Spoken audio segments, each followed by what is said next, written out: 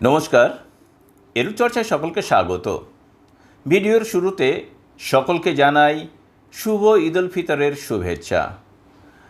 সকলকে আন্তরিক শুভেচ্ছা জানিয়ে আজকে যেটি নিয়ে আমি উপস্থিত হয়েছি সেটি হচ্ছে যে Sskmsk-এর আরও 105 জন শিক্ষক শিক্ষিকা তারা 60 থেকে 65 ফিরে পেলেন।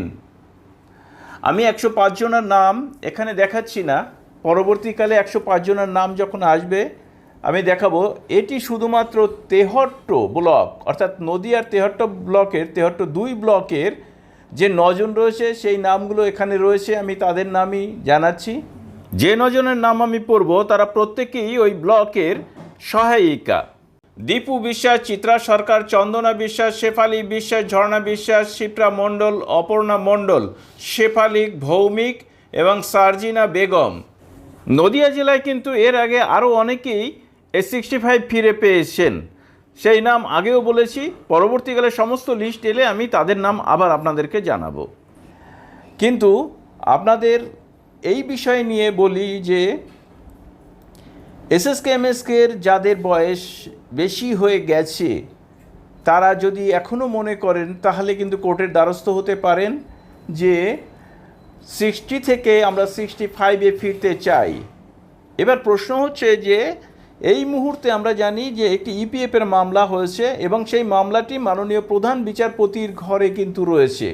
সেই মামলার রায় কী হবে সেটি পরের ব্যাপার। তাহলে যে যদি সেই মামলার রায় Sskmsk-এর পক্ষে যায় তাহলে ইপিএফ সকলের জন্য যদি চালু হয় সেটা সার্বজনীন রায় হয়ে উঠতে পারে। আর যদি মাত্র 60-দের জন্য চালু হয় সেটি কিন্তু আগেই রায় হয়ে আছে, কিন্তু সেই রায়ের ফলেও এখনও পর্যন্ত 60-দের জন্য ইপিএফ চালু হয়নি। এবার প্রশ্ন হতে পারে সেই রায় আগে হয়ে আছে কিভাবে? রায় আগে হয়ে নেই, কারণ 60 অপশন যারা নিয়েছিলেন তারা কিন্তু প্যারা টিচারের মর্যাদা পাবেন বলেই নিয়েছেন এবং প্যারা টিচাররা কিন্তু জয়নিং থেকে তারা ইপিএফের সুবিধা পেয়ে আসে। ফলে এটি কিন্তু আগে যে প্যারা টিচারগণ কোর্টের মাধ্যমে যে রায় পেয়েছিলেন যে জয়নিং থেকে তাদের ইপিএফ দেওয়া হবে, সেটিই কিন্তু সুপ্রিম কোর্টের রায় বা কোর্টের রায়। তাহলে সেই রায় Sskmsk-এর যে সমস্ত শিক্ষক 60 অপশন নিয়েছেন তাদের ক্ষেত্রেও বলবৎ রয়েছে। তাহলে 60 অপশনকারীরা পুনরায় কি আবার কোর্টে গিয়ে মামলা করবেন, নাকি 65 যারা নিয়ে রয়েছেন তারা মামলা করবেন?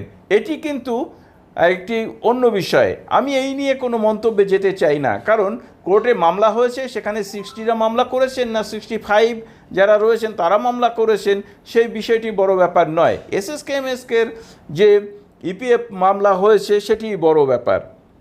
তো রায় কী হবে সেই নিয়ে আমরা পরে দেখব, রায় হলে আমরা জানতে পারবো।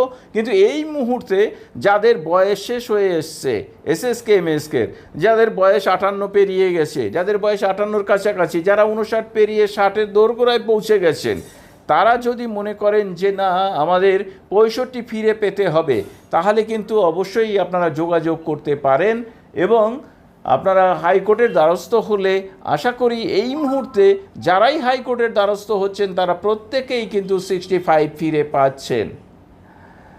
তো সকলকে আবার ঈদের শুভেচ্ছা জানিয়ে শেষ করছি। ভালো থাকবেন, সুস্থ থাকবেন।